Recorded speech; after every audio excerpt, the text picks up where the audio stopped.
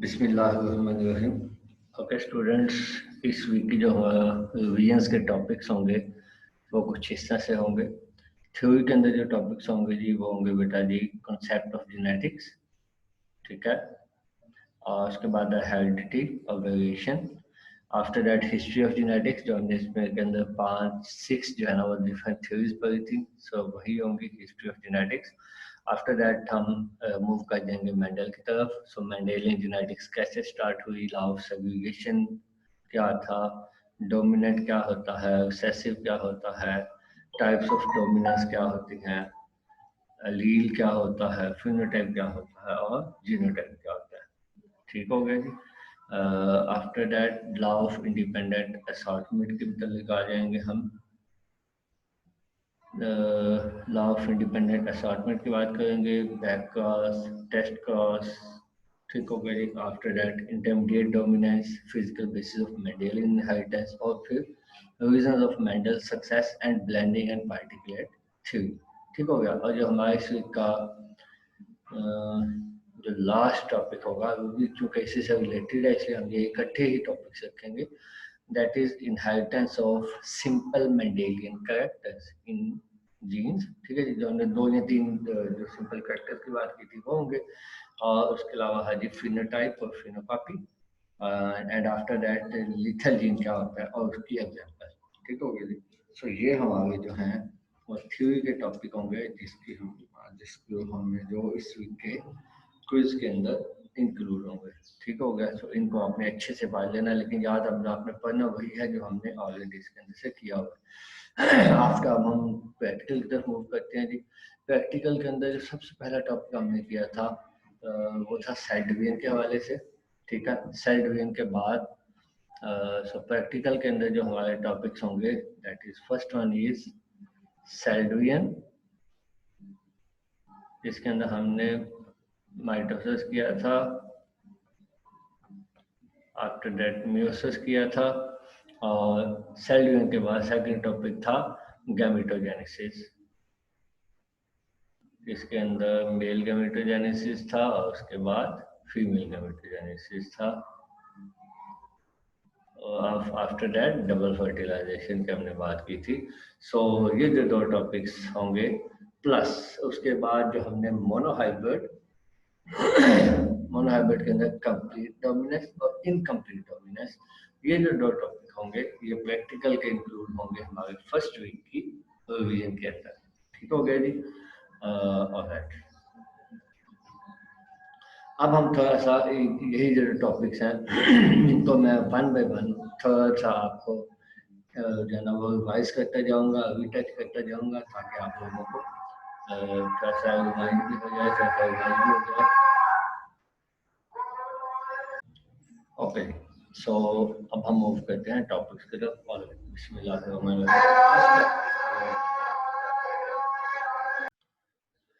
Okay जी।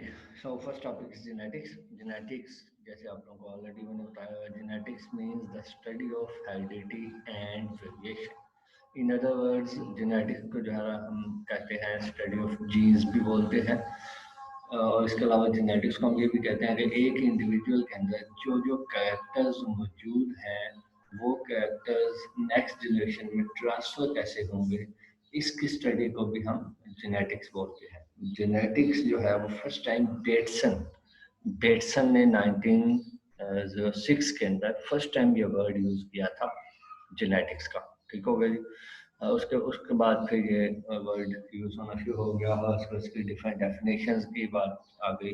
So finally इसकी latest जो डेफिनेशन जो आजकल है, that is the study of heredity and variation. अब वेरिएशन की बात कर लें तो वेरिएशन क्या है, आप लोगों ने अगर गौर किया हो तो इस वर्ल्ड के अंदर आपने देखे हैं कोई भी जो ह्यूमन है वो दूसरे की तरह बिल्कुल एग्जैक्टली सेम नहीं है। This is actually variation. ठीक हो गया। इन अदर वर्ड्स, एक ही जो पेरेंट्स हैं, उनके जो ऑफस्प्रिंग्स हैं, सेम पेरेंट्स के ऑफस्प्रिंग्स आपस में वो डिफरेंट होते हैं, दैट इज एक्चुअली वेरिएशन। ये वो डिफरेंट क्यों होते हैं, वो उसकी वजह है डिफरेंट जीन्स और डिफरेंट एलील्स। ठीक हो गया, लेकिन ये टोटल जेनेटिक्स है वेरिएशन। अब आ जाए जी सेकंड पार्ट की तरफ, दैट इज हेरिडिटी। हेरिडिटी जैसे मैंने आपको पहले भी बताया हुआ कि हेरिडिटी क्या है, is the heredity is transfer of characters from parents to offspring. Although एक ही जो पेरेंट है उनके जो ऑफस्प्रिंग है वो आपस में डिफरेंट होते हैं, बट इवन देन उनमें बहुत सारी कैरेक्टरिस्टिक्स जो है वो सिमिलर होती हैं पेरेंट्स के साथ। इसी तरीके से उनमें बहुत सारी कैरेक्टरिस्टिक्स सिमिलर होती हैं जो उनमें आपस में सेम होती हैं। सो दैट इज हेरिडिटी। ठीक हो गया।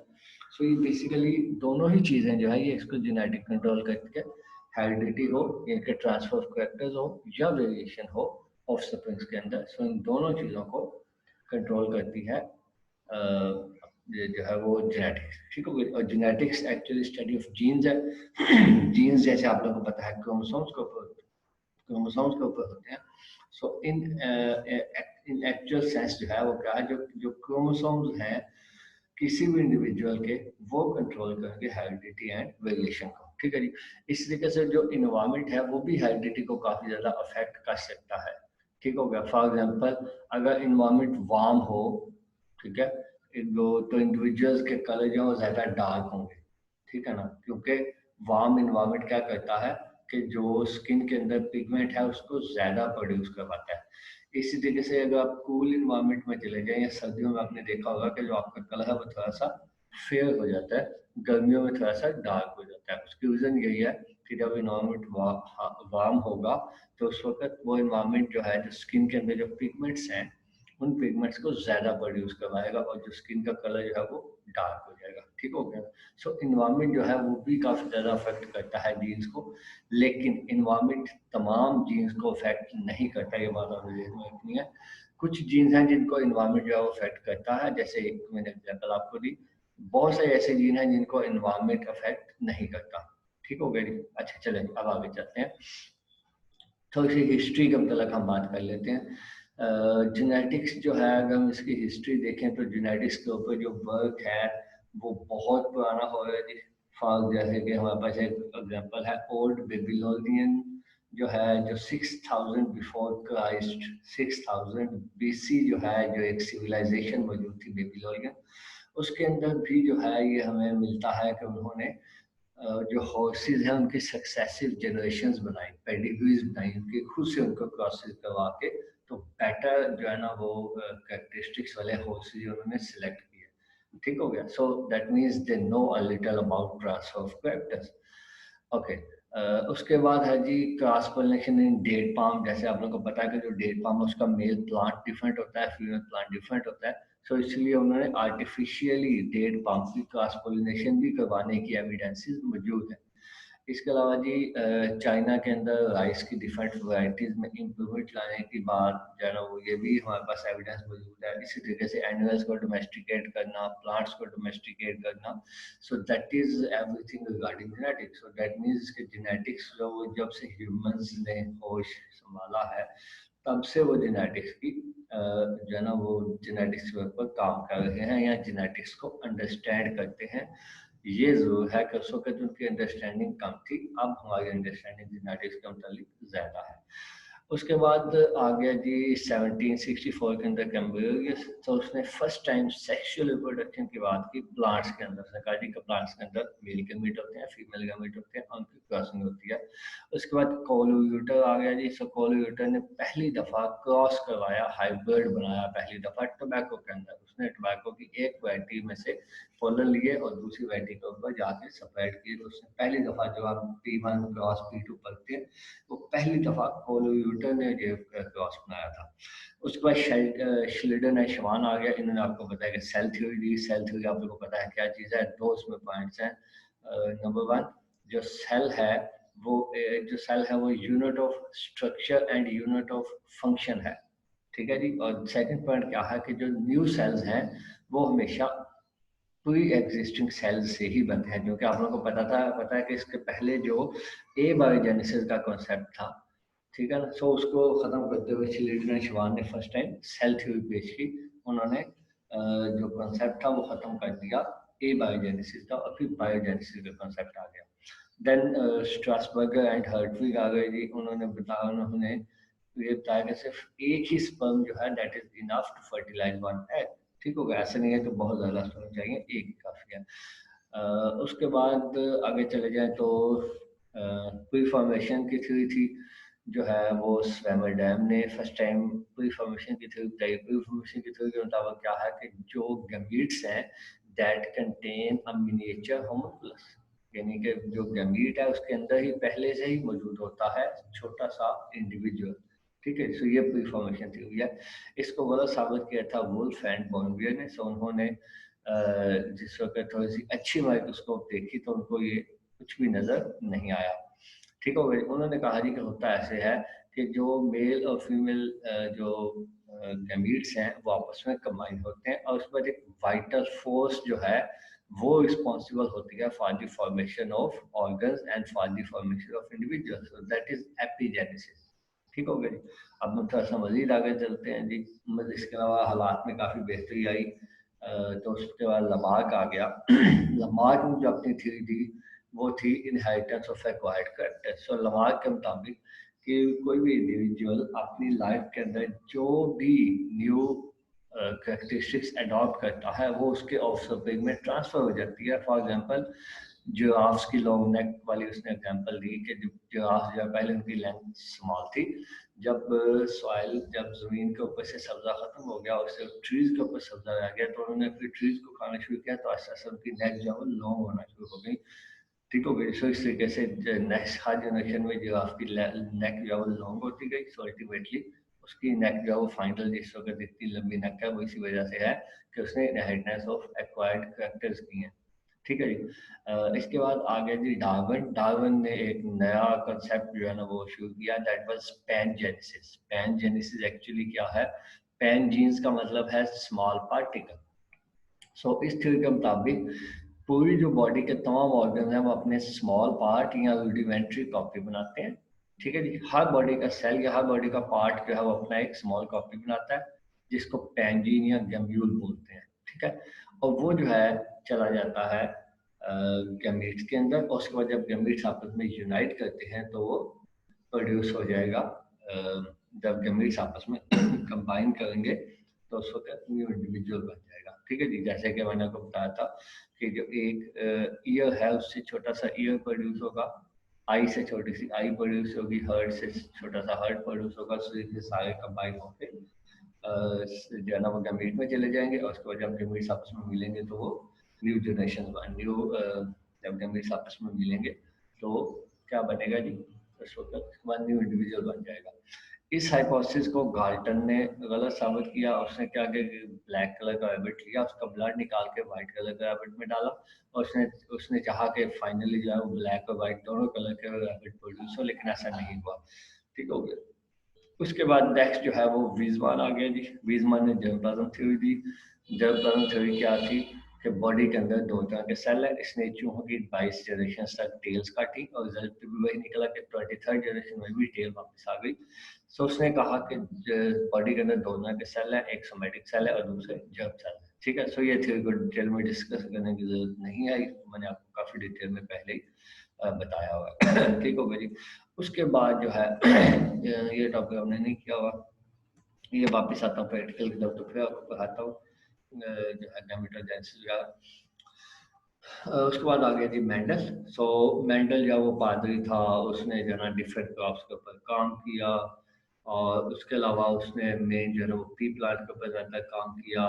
जो है ना उसने लॉ ऑफ इनहेरिटेंस दिए, दोनों लॉज उसके अब आज तक जो लेटेस्ट लॉज हैं इनहेरिटेंस के मुतालिक वो मेंडल के चलते हैं।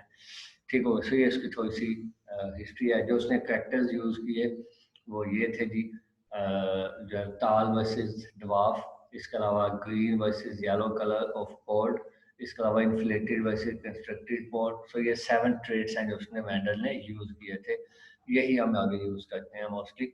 इनमें से सबसे ज़्यादा जो आपने ये सुना होगा टाल और ग्रीन वाला, ये ज़्यादा हम सबसे यूज़ करते हैं। अच्छा जी। उसके बाद मेंडल ने जो है जो अपना पहला क्रॉस किया, जो उसने अपना पहला ला दिया, that was law of segregation. So law of segregation क्या है? The characters are controlled by factors, these factors always present in the form of pair, they will segregate at the time of gamete formation and they will reunite at the time of zygote formation. So that was his first law. जो Mendel का first law of segregation है उसके मुताबिक उसने ये checker board बनाया first वाला, ठीक है जी। उसके अंदर सबसे पहले उसने क्या किया कि एक जो है ना वो टाल प्लांट था उसका क्रॉस किया ड्वार्फ के साथ, तो F1 जो जनरेशन आई उसके अंदर सारे के सारे प्लांट के आ गए टाल आ गए, ठीक हो गया जी। जैसे कि यहाँ पे लिखा ये F5 के सारे टाल आ गए। इसके बाद इनका उसने उसने सेल्फ की इसकी, तो कैपिटल टी स्मॉल टी वाले इंडिविजुअल की कैपिटल टी स्मॉल टी के साथ क्रॉस किया, तो उसके अंदर क्या आ गया उसके पास दो डिफरेंट गैमीट बनेंगे। जैसे आप लोगों को पहले ही आइडिया है कि जो individual capital T small T होता है उसके अंदर दो गैमीट्स बनते हैं, ठीक है जी। सो इस तरीके से दो गैमीट मेल के दो गैमीट फीमेल के और अल्टीमेटली जो इंडिविजुअल बने वो चार थे, उनमें से तीन जो है वो टाल थे और एक टवाल था, ठीक हो गया। सो ये उसका एक्चुअली फर्स्ट लॉ था, law of segregation. So law of segregation के मुताबिक उसने डिफाइन किया डोमिनेंस को और एक्सेसिवनेस को। डोमिनेंट जो है वो कैरेक्टर होता है, जैसे फॉर एग्जांपल यहाँ पे जब जो इनिशियल क्लास उसने टाल और ड्वार्फ का किया तो F1 के अंदर जो फिनोटाइप आई दैट वाज टाल।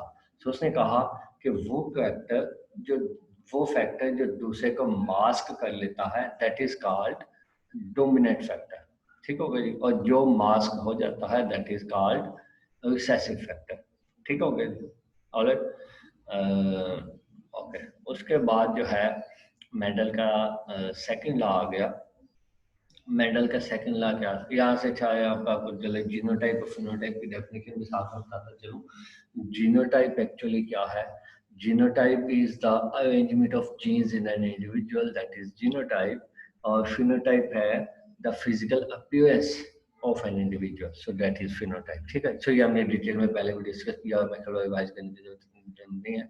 उसके बाद आगे जी मेंडल का second law that is law of inheritance, sorry law of independent assortment. So वो क्या है law of independent assortment? That is if in a class there are more than one gene or there are two genes present, they will assort independently regardless of each other। मतलब यह अगर किसी individual में capital T और capital A ये दो gene मौजूद हैं तो जब गैमीट बनेंगे तो जो कैपिटल टी है वो कैपिटल ए के साथ कैपिटल ए जो है उसके साथ कोई बाउंड नहीं है कि उसने कैपिटल ए के साथ ही वो गैमीट में जाए, वो स्मॉल ए के साथ भी गैमीट में जा सकती है, ठीक हो गया। सो ये जो कंसेप्ट है एक्चुअली इसके अंदर ये जो इंडिविजुअल होगा F1 capital T small T capital A small A, इसके अंदर जैसे आपको पता है अगर इसके गैमीट्स हम बनाए तो ऑल पॉसिबल गैमीट्स बनते हैं। वो इसलिए बनते हैं कि जो कैपिटल टी है वो कैपिटल ए के साथ भी जा सकता है और स्मॉल ए के साथ भी जा सकता है। That is actually law of independent assortment. Assortment का मतलब है कंबाइन करना, मिलना। तो इंडिपेंडेंट असॉर्टमेंट का मतलब है कि कैपिटल टी किसी के साथ भी पेयर बना सकता है, कैपिटल ए के साथ भी बना सकता है और स्मॉल ए के साथ भी बना सकता है, ठीक हो गया। ओके।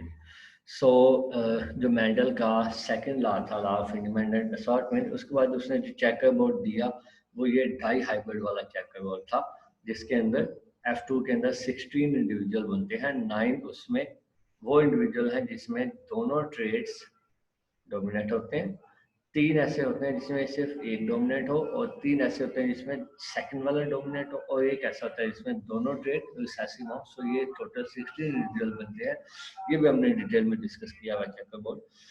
उसके बाद आ जाए जी back cross and test cross. So back cross क्या है कि अगर हम F1 अगर हम P1 और P2 का क्रॉस करवाएं तो F1 आ जाता है। तो F1 का क्रॉस अगर हम करवाएं किसी भी पेरेंट के साथ, ठीक है, जैसे मैं यहाँ से आपको ऊपर से एक्सप्लेन कर देता हूँ। ये आ गया, ये है जी P1, ये है P2 और ये है F1। अगर F1 का क्रॉस हम P1 या P2 किसी के साथ भी करवाएं तो that is called back cross. और अगर F1 का क्रॉस रिसेसिव पेरेंट के साथ करवाएं that is test cross. Actually test cross का जो ऑब्जेक्टिव है वो ये है कि आपने हेट्रोजाइगोसिटी को आइडेंटिफाई करना है। सो किसी भी इंडिविजुअल का क्रॉस डबल रिसेसिव के साथ करवाना सो डैट कि ये टेस्ट किया जा सके कि वो इंडिविजुअल हेट्रोजाइगस है या होमोजाइगस है, that is called test cross, ठीक है। सो डाई हाइब्रिड में भी होता है, मोनो हाइब्रिड में भी होता है। सो टेस्ट का जैसे आपने इनकी डेफिनेशंस करनी है दैट्स इनफ। ओके जी, सो उसके बाद हम आ जाएंगे जो हमारी दो थ्योरीज बची थी, दैट इज ब्लेंडिंग थ्योरी और पार्टिकुलर थ्योरी। जैसे हम लोग को पता है कि पहले ब्लेंडिंग थ्योरी काफ़ी ज़्यादा इम्पोर्टेंट थी, जो है ना वो यूज़ की जाती थी या उसको एक्सेप्ट किया जाता था। ब्लेंडिंग थ्योरी एक्चुअली क्या है कि इसका मतलब ये है कि जो भी जेनेटिक मटेरियल मौजूद है किसी इंडिविजुअल में, जब वो गैमीट्स में जाता है तो वो आपस में ब्लेंड हो जाता है। ब्लेंड जैसे कि अगर आप दो डिफरेंट कलर्स के पेंट्स को आपस में मिक्स करें तो वो कंबाइन हो जाते हैं, you can not distinguish one colour from the other. So just like ये कि जब जिस वक्त जितने भी फैक्टर्स हैं, जितने भी जीन्स हैं, जब वो गैमीट में जाते हैं तो वो आपस में ब्लेंड हो जाते हैं और आप उनको सेपरेट आउट नहीं कर सकते। ठीक है, उसके बाद जो वो फ्लूइड की तरह से बिल्कुल ठीक हो गया। So आप उनको you cannot distinguish them, so that is called actually blending theory. उसके बाद मेंडल ने जो है ना वो एक्चुअली अपनी theory the, that was particular theory. So particular theory के मुताबिक जितने भी फैक्टर्स या जीन्स हैं वो जब गैमीट में जाते हैं तो they have their personal identity. ऐसा नहीं है कि वो आपस में कंबाइन हो जाते हैं और वो सेपरेट नहीं हो पाते, they can be separated. So that is particular theory. Okay, उसके बाद हमने डिस्कस किया जी मेंडल का वर्क। मेंडल ने काम पी के ऊपर क्यों किया? क्योंकि उसकी क्रॉसिंग आसान थी, कैरेक्टर्स में इजीली डिस्टिंग्विश थे, हाइब्रिड जब वो फर्टाइल थे। इसके अलावा उसके अंदर जनाब एक साल के अंदर 5 या 6 4 या 5 टाइम्स जब उसको ग्रो किया जा सकता था। ठीक हो गया जी। इसके बाद जो उसने मेंडल की ने जो उसकी कंक्लूजन आई वो मैंने आपको पहले बता दी हैं। वो दोनों लॉज की फॉर्म में है, लॉ ऑफ सेग्रीगेशन और लॉ ऑफ इंडिपेंडेंट असॉर्टमेंट। अच्छा, मेंडल को सक्सेस क्यों मिली? क्योंकि जो पी प्लांट है उसकी जो चॉइस थी पी प्लांट की वो बहुत एक्सीलेंट थी, क्योंकि पी प्लांट जो है वो बहुत इजीली क्रॉस हो जाता है और एक साथ में उसकी जनरेशन ज़्यादा आ जाती हैं, सो इसलिए उसको सक्सेस मिली। सेकंड, मेंडल ने सिंपल एक्सपेरिमेंट्स किए, उसने किसी भी किस्म के कोई जो भी ऐसा रिजल्ट आता था जो कि थोड़ा सा डिफरेंट होता था, तो मेंडल ने उन रिजल्ट्स को एक्सप्लेन नहीं किया, उसने सिर्फ सिंपल इनहेरिटेंस की बात की, सिंपल एक्सपेरिमेंट्स किए, कॉम्प्लिकेट नहीं किया। थर्ड वन, उसने मैथमेटिक्स को फर्स्ट टाइम यूज किया बायोलॉजी के अंदर, जो मैंने हमने पहले भी डिस्कस किया हुआ है। और उसके बाद वो इतना लकी था कि उसने जितने भी कैरेक्टर स्टडी किया वो लिंक नहीं थे। जैसे मैंने आपको लिंकेज के टॉपिक के अंदर डिटेल में समझाया कि लिंकेज एक्चुअली क्या होती है। सो अगर मेंडल कोई ऐसे ट्रेड्स चूज कर लेता जो आपस में लिंक होते तो फिर वो कभी भी इन कंक्लूजन के ऊपर ना पहुंच सकता। अच्छा जी, अब मेंडल की स्लो एक्सेप्टेंस की वजह क्या थी? कि मेंडल जो है वो चूंकि बहुत वेल नोन साइंटिस्ट नहीं था, इसलिए ज़्यादा साइंटिस्ट को उसके ऊपर कॉन्फिडेंस नहीं था। इसके अलावा उसने जो काम किया उसने मैथमेटिक्स यूज़ की, तो बाकी जो अब जो साइंटिस्ट थे उन्होंने उसको एक्सेप्ट नहीं किया कि मैथमेटिक्स क्यों उसने मैथमेटिक्स यूज़ की है बायोलॉजी के अंदर, सो वो इसको अंडरस्टैंड नहीं कर सके। थर्ड वन, जो लास्ट वन, मेंडल जो है वो एक जीनियस था जिससे कि उसने सारे काम किए। सो ठीक है जी, वो अपने जो उसके टाइम के जो बाकी साइंटिस्ट हैं उससे बहुत ज़्यादा आगे था, इसलिए उसकी एक्सेप्ट उसको जल्दी एक्सेप्ट नहीं किया गया। ठीक हो गई। ऑलराइट, अब हम ये तो ऐसा था इस मेंटल के लास्ट में, तो अब हम थोड़ा सा मूव करते हैं इंटरमीडिएट डोमिनेंस की तरफ या टाइप्स ऑफ डोमिनेंस की तरफ, जो मैंने आपको पहले बताया। टाइप्स ऑफ डोमिनेंस क्या है? Number one, complete dominance. अगर एक जो अलील है वो दूसरे अलील को completely मास्क करते, so that is called complete dominance. Second one, incomplete dominance, जिसके अंदर एक ट्रेड दूसरे को completely मास्क ना करे लेकिन दोनों का एक्सप्रेशन जो है वो मिक्स होकर आए, दैट इज इनकम्प्लीट डोमिनेंस। इसको पार्शियल डोमिनेंस भी बोलते हैं। थर्ड वन, कोडोमिनेंस, जैसे कि हमने ब्लड ग्रुप के एग्जांपल बताई हुई है। सो कोडोमिनेंस क्या है कि अगर एक ट्रेड अपना एक्सप्रेशन एक अलील अपना एक्सप्रेशन दे, दूसरा अलील भी अपना एक्सप्रेशन दे, और अल्टीमेटली जो रिजल्टेंटली इंडिविजुअल बने उसमें दोनों ही अलील मौजूद हो। फॉर एग्जाम्पल, अगर व्हाइट कलर का फ्लावर और रेड कलर का फ्लावर का क्रॉस हो और जो F1 है उसके अंदर पैच आ जाए व्हाइट और रेड कलर के, सो दैट इज कोडोमिनेंस। ठीक है, ऐसे ब्लड ग्रुप की बात है, ब्लड ग्रुप ए और बी जहाँ दो एलील मौजूद हो तो जो दो इंडिविजुअल उसमें ए एलील का एक्सप्रेशन भी आता है और बी एलील का एक्सप्रेशन भी आता है। So last one is codominant. ठीक हो, जैसे कोडोमिनेंट के अंदर दोनों ट्रेड मिल के अपना कंबाइन करते हैं। और दोनों का ही एक्सप्रेशन कंबाइन होकर फाइनली हमारे पास आ जाता है। Sorry, over dominance, not codominance. Codominance discuss कर लिया पहले। ओवर डोमिनेंस का मतलब ये है कि अगर एक ट्रेट दूसरे ट्रेट, अगर एक अलील दूसरे अलील के एक्सप्रेशन को इनहेंस करे, सो दैट इज ओवर डोमिनेंस। ठीक हो गया। अच्छा, अब मेंडल जो है, मेंडल की जो इनहेरिटेंस थी उसकी फिजिकल बेसिस क्या थी? जैसे मैंने आपको पहले बताया था कि मेंडल की फिजिकल बेसिस एक्चुअली क्रोमोसोम है। सो इसको अगर मैं डिटेल में बताऊं तो कैसे, कि मेंडल ने कहा कि जो ट्रेड्स हैं, फॉर एग्जांपल टालनेस है या ड्वार्फनेस है, that is controlled by factors. अब ये फैक्टर्स एक्चुअली कहाँ पे मौजूद हैं, ये होगी उसकी फिजिकल बेसिस। तो ये फैक्टर्स हैं जिनका आजकल हम जानते हैं कि वो जीन है, दे रिजाइड ऑन क्रोमोसोम। सो इसको हमें पता कैसे चलेगा कि एक्चुअली जो है वही जीन क्रोमोसोम के ऊपर मौजूद है। इसको पता हमें ऐसे चलेगा कि अगर हम मियोसिस को या माइटोसिस को प्रॉपर्ली पढ़ें तो हमें पता चलेगा कि जैसे क्रोमोसोम्स जो हैं वो पेयर की फॉर्म में होते हैं, और गैमेट फॉर्मेशन के टाइम पे वो दोनों सेपरेट होते हैं, होमोलॉगस क्रोमोसोम सेपरेट होकर अलग-अलग गैमेट्स में जाते हैं। इसी तरीके से मेंडल के जो फैक्टर्स हैं वो भी अलग, वो भी पेयर की फॉर्म में है, और उसके बाद वो भी अलग-अलग हो जाते हैं गैमेट फॉर्मेशन के टाइम, और उसके बाद वो यूनाइट होते हैं जिस वक्त जाइगोट बनता है। ऐसे ही जो होमोलॉगस क्रोमोसोम है वो भी अगेन यूनाइट होते हैं जिस वक्त जाइगोट बनता है। ठीक है ना? सो जिस तरीके से इनहेरिटेंस क्रोमोसोम्स की हो रही है, वैसे ही इनहेरिटेंस फैक्टर्स की हो गया। इसलिए वी कैन से कि फैक्टर्स और क्रोमोसोम्स एक ही चीज है। इन अदर वर्ड्स, फैक्टर्स जो हैं वो क्रोमोसोम्स के ऊपर मौजूद है। So that is physical basis, that's all. Okay, so इसके बाद हम मूव करते हैं जो हमने सिंपल जो फैक्टर्स की बात की थी। सो पहले एल्बाइनिज्म का ट्रेट है सिंपल, ठीक है जी। सो इसके अंदर अगर डोमिनेंट एलील होगी तो कलर डार्क होगा, अगर जो है ना वो रिसेसिव एलील होगी तो कलर बिल्कुल फेयर लाइट होगा। लाइट से मरा दिए कि जैसे आप लोगों ने एल्बाइनो पीपल्स देखे होंगे, ठीक है, जिनके अंदर कोई पिगमेंट नहीं होता, ठीक हो गया, वो सनलाइट में भी नहीं जा सकते।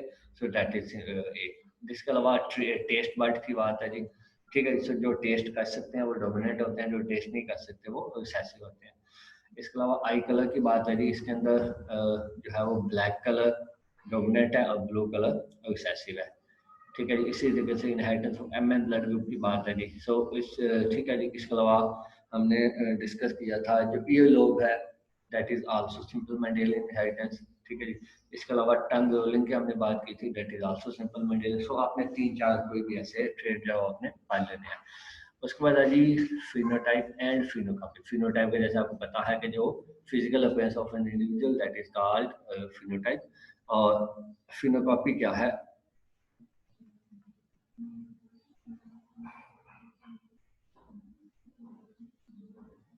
ओके, सो फिनोकॉपी एक्चुअली क्या है कि अगर किसी भी इंडिविजुअल्स की जीनोटाइप सेम हो और इन्वायरमेंट को चेंज होने की वजह से उसकी फिनोटाइप चेंज हो जाए, सो दैट इज कॉल्ड फिनोकॉपी।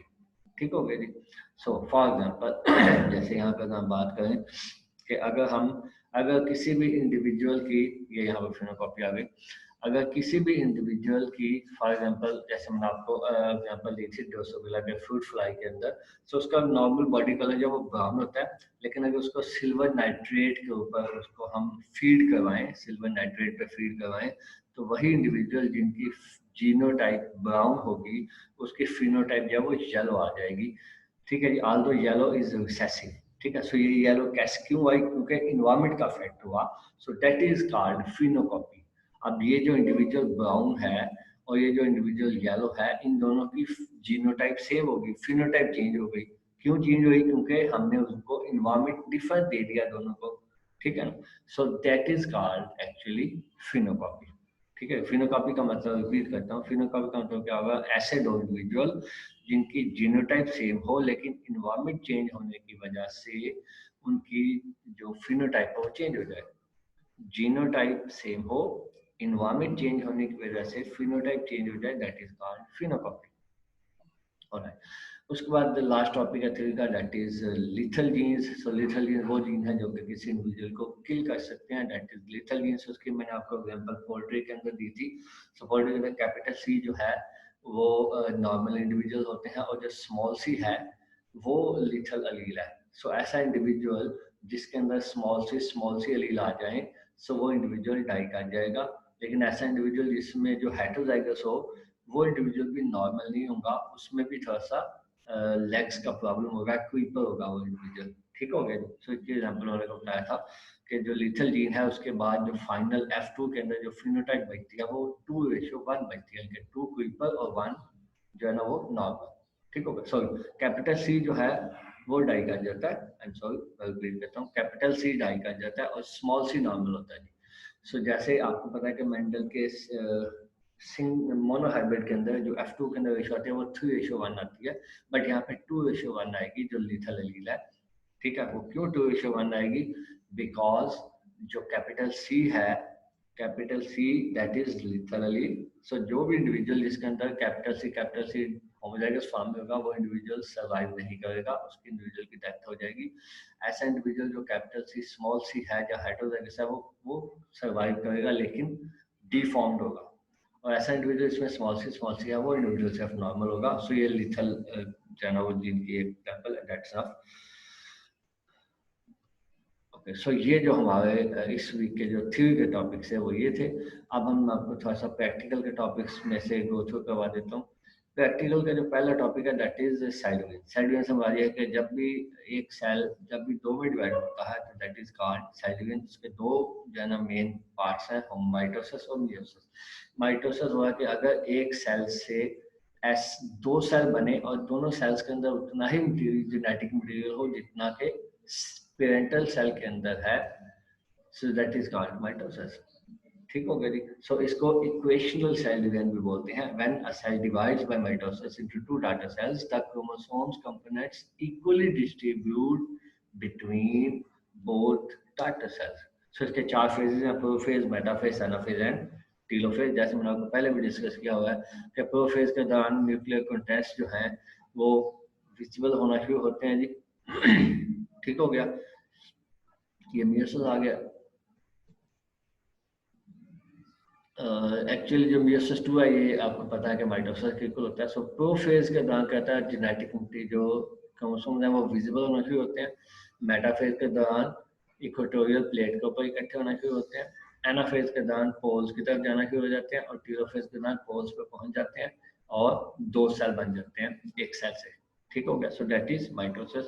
ऐसे ही मियोसिस है। सो मियोसिस के दौरान क्या होता है कि if the pair cell divide into four data cells with half number of chromosomes, that is called meiosis. meiosis की दो phases हैं, meiosis 1 और meiosis 2। meiosis 1 के दौरान उसके चार phases हैं, प्रोफेज 1, मेटाफेज 1, एनाफेज 1 और टीलोफेज 1। प्रोफेज 1 की मजीद आगे 5 पार्ट्स हैं, that is leptotene, zygotene, pachytene, diplotene and diakinesis. तो इसको आपने पा लेना। लेप्टोटीन के दौरान क्रोमोसोम जहाँ वो विजिबल होने के होते हैं, जाइगोटीन के दौरान होमोलोगस क्रोमोसोम्स पेयर अप होना शुरू हो जाते हैं, पैचिटीन के दौरान लिंकेज बनना शुरू हो जाता है। डिप्लोटीन के दौरान उनमें जो क्रोमोसोम्स है वो कंप्लीशन पे पहुंच जाती है जो कि आल्मेटा फॉर्मेशन है। डायकाइनेसिस के दौरान वो आपस में पार्ट्स एक्सचेंज करना शुरू कर लेते हैं। उसके बाद आ जाता है जी सॉरी मेटाफेज। मेटाफेज के दौरान इक्वेटोरियल प्लेट के ऊपर इकट्ठे हो जाते हैं। एनाफेज के दौरान पोल्स की तरफ जाना शुरू हो जाते हैं और टीलोफेज के दौरान पोल्स पे पहुंच जाते हैं। ऐसे ही मियोसिस 2 जो है that is just like mitosis. So उसके अंदर भी ऐसा होता है। सो इसी वजह से एक सेल से फाइनली फेज 1 के बाद दो सेल बनते हैं और फेज 2 के बाद दो सेल से अगेन चार सेल कंप्लीट हो जाते हैं, दैट्स ऑल। उसके बाद हम बात करते हैं जी गैमेटोजेनेसिस की। सो गैमेटोजेनेसिस जो है वो क्या है कि मेल गैमेटोजेनेसिस को हम बोलते हैं। चले हम बात करते हैं प्लांट्स के अंदर। मेल गैमेटोजेनेसिस जो है उसको हम बोलते हैं माइक्रो गैमेटोजेनेसिस और फीमेल गैमेटोजेनेसिस को बोलते हैं mega gametogenesis. So micro gametogenesis के दौरान क्या होगा कि एक जो सेल है, जैसे मैंने आपको पहले बताया हुआ है कि जो एंथर है उसके अंदर टैपिटम टिश्यूज हैं जिनके अंदर जो सेल्स हैं उनका नाम है माइक्रोस्पोर मदर सेल। सो जो माइक्रोस्पोर मदर सेल है ये एक्चुअली डिवाइड होगा, इसमें मियोसिस होगी और ये चार जो है गैमीट्स बन जाएंगे। प्लांट्स के अंदर जो मेल गैमीट है उनको पोलन बोलते हैं। सो ये इमेच्योर पोलन होंगे। इसके बाद उन्होंने बताया था कि इसके अंदर 2 दफा माइटोसिस होगी। पहली दफा माइटोसिस जब होगी तो एक सेल से 2 सेल बनेंगे, उसके बाद उन दोनों में से एक सेल के अंदर अगेन माइटोसिस होगी तो अल्टीमेटली 3 सेल बनेंगे। सो इन 3 सेल्स के अंदर जो है एक जो है 2 जो है वो स्पर्म होंगे और तीसरा जो है वो ट्यूब न्यूक्लियस होगा। अब आ जाते हैं फीमेल गैमेटोजेनेसिस या मेगा गैमेटोजेनेसिस। सो ओवरी के अंदर वो टिश्यूज होते हैं जिनका नाम है न्यूसेलर टिश्यूज। सो वो न्यूसेलर टिश्यूज जो है उनके अंदर होते हैं मेगास और मदर सेल, जिनके अंदर मेयोसिस होगी और वो 4 सेल में कन्वर्ट हो जाएंगे। अब इन 4 सेल में से 3 सेल जो है वो डिजेनरेट हो जाएंगे और एक सेल बचेगा। उस एक सेल में 3 दफा माइटोसिस होगी और 8 सेल बनेंगे। उनमें से एक सेल जो है वो एग होगा, 2 सेल जो है वो 2 न्यूक्लियाई होगा, ठीक है जी, 3 सेल जो है वो पोलर बॉडीज होंगे, ठीक है जी, और 2 सेल जो है वो साइनर्जिड्स होंगे। ओके, तो ये भी आपको डिटेल में बताया हुआ है। अब आ जाते हैं फर्टिलाइजेशन की तरफ। सो फर्टिलाइजेशन के दौरान क्या होगा, सबसे पहले जो गमीट, जो मेल गमीट है या जो पोलन है वो जो है स्टिग्मा के ऊपर आकर अटैच होगा। उसके बाद जो ट्यूब न्यूक्लियस है वो ट्यूब बनाना शुरू करेगा और ये अल्टीमेटली पहुंचेगा जाइगो जो है ना वो ओ साइड के पास या जो एग है उसके पास, ठीक है जी। ओके, अब वहां पे एक सेल ने ट्यूब बना दी, 2 सेल पीछे बच गए, दो में से एक सेल जो है वो एग के साथ मिलेगा और दूसरा सेल जो है वो 2 न्यूक्लियर के साथ मिलेगा। जो एग के साथ मिलेगा वो जाइगोट बनाएगा और जो 2 न्यूक्लियर के साथ जाकर कंबाइन होगा वो बना देगा 3 एंडोस्पर्म। सो यहाँ पे चूंकि 2 दफा फर्टिलाइजेशन हुई इसलिए इसको डबल फर्टिलाइजेशन भी कहते हैं, ठीक है जी। सो ये टॉपिक हो गया। इसके बाद हम आ जाते हैं जेनेटिक प्रॉब्लम्स की तरफ। सो जेनेटिक प्रॉब्लम्स मोनोहाइब्रिड का आपने कंप्लीट तैयार करने, मैंने पहले भी डिटेल में बताया हुआ है। 4 तरह के इसमें क्वेश्चन है। पहले के अंदर सिर्फ गमीट्स बनाने हैं, वो आपको आसानी से आते हैं। कैपिटल डब्ल्यू जो इंडिविजुअल है इसके अंदर एक ही तरह के गमीट बनेंगे जिनके कैपिटल डब्ल्यू, और जो हेटेरोजाइगस है उसमें 2 तरह के बनेंगे, ठीक है जी। इसके बाद आपने नेक्स्ट आपको सिर्फ क्रॉस दिया जाएगा, उस क्रॉस को आपने सॉल्व कर देना। सो इसके अंदर पहले इंडिविजुअल के आपने पहले गैमेट बनाने हैं, दूसरे के गैमेट बनाने हैं, उसके बाद चेकर बोर्ड के जरिए आपने इंडिविजुअल्स बना देने हैं, उनकी फिनोटाइप नहीं लिखनी।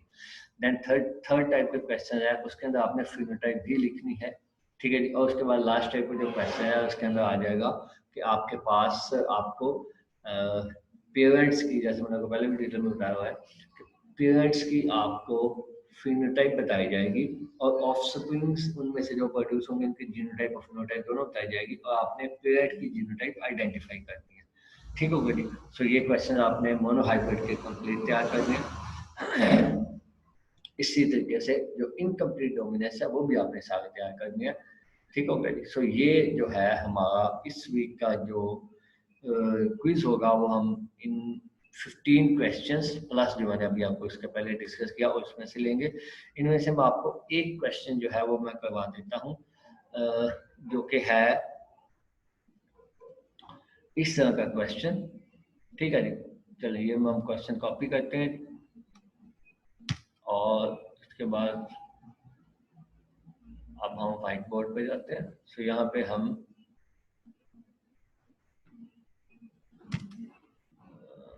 इस क्वेश्चन को कर देते हैं पेस्ट, ठीक है। ऑलराइट, अब हम ये जो क्वेश्चन है इसको हम करेंगे सॉल्व।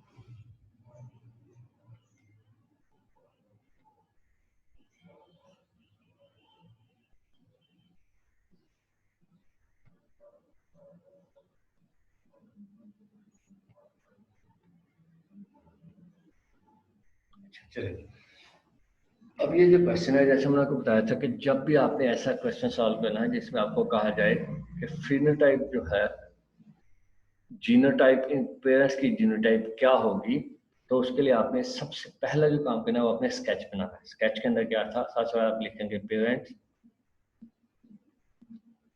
ठीक है, इसके बाद लिखेंगे पेरेंट्स की फिनोटाइप, उसके बाद लिखेंगे जीनोटाइप, उसके बाद लिखेंगे गैमीट्स,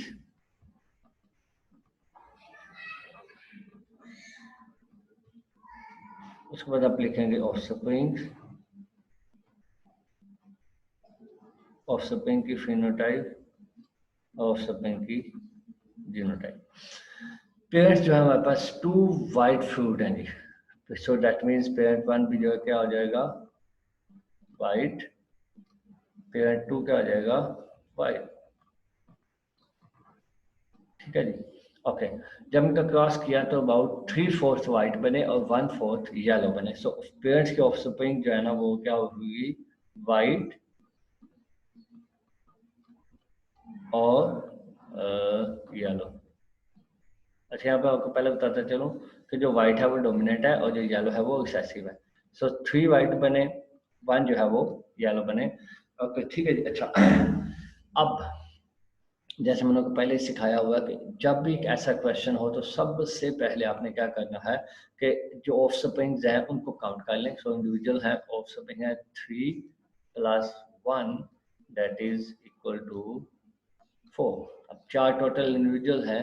सो 4 इंडिविजुअल बनाने के लिए you will have 2 option, either you will have 1 × 4 या यू विल हैव 2 × सो 2। ठीक है, अब क्योंकि ये मोनो हाइब्रिड का क्वेश्चन है एंड यू नो कि मोनो हाइब्रिड के अंदर जो मैक्सिमम गैमीट्स बनते हैं एक इंडिविजुअल के अंदर वो सिर्फ 2 हैं। सो 1 × 4 वाली ऑप्शन पॉसिबल नहीं है। सो 2 × 2 वाली ऑप्शन हमेशा यूज होगी। दैट मीन्स कि ये जो पहला वाइट इंडिविजुअल होगा पेरेंट, इसके अंदर ऐसा हमें जीनोटाइप चाहिए जिसमें 2 गैमीट बने। तो आप लोगों को पता है कि 2 गैमीट उसी कंडीशन में बन सकते हैं जिस वक्त एक कैपिटल W हो और एक स्मॉल w हो। सो इसमें भी 2 गैमीट वाला चाहिए। सो इसमें capital W and small w बन जाएगा। अब ये हमें जीनोटाइप पता चल गई पेरेंट की। अब हम इसको वेरीफाई करेंगे। वेरीफाई कैसे करेंगे कि इस इंडिविजुअल के गैमीट्स बनाएंगे, इस इंडिविजुअल के भी गैमीट्स बनाएंगे। ठीक है, दूसरे गैमीट जो आपने बनाने होंगे, इसके अंदर कैपिटल W आ गया, इसके अंदर स्मॉल w आ गया। सो ऐसे ही इसके भी गैमीट्स बन गए, इसमें कैपिटल W आ गया, इसमें स्मॉल w आ गया। अब यहाँ पे आप चेकर बोर्ड बनाओगे। ठीक है जी, यहाँ पे capital W small w, capital W small w, यहाँ पे इंडिविजुअल बना देंगे आप और उसके बाद इंडिविजुअल्स की फिनोटाइप लिख के फाइनली आप बता दोगे कि 3 जो है वो वाइट है, 1 जो है वो येलो है। ठीक है, इसलिए आपका क्वेश्चन सॉल्व हो गया। दोनों काम आपने करने हैं, पहले नंबर पे जीनोटाइप आइडेंटिफाई करनी है और उसके बाद उसको वेरीफाई करना है कि यस एक्चुअली यही जीनोटाइप है। ठीक है ना, जस्ट ऐसे तुक्के से जीनोटाइप नहीं लिख देनी। That's all. So good luck, इसकी आप तैयारी करें। Thank you very much. किसी भी किस्म के कोई क्वेश्चन हो तो आप लोग आप पूछ सकते हैं।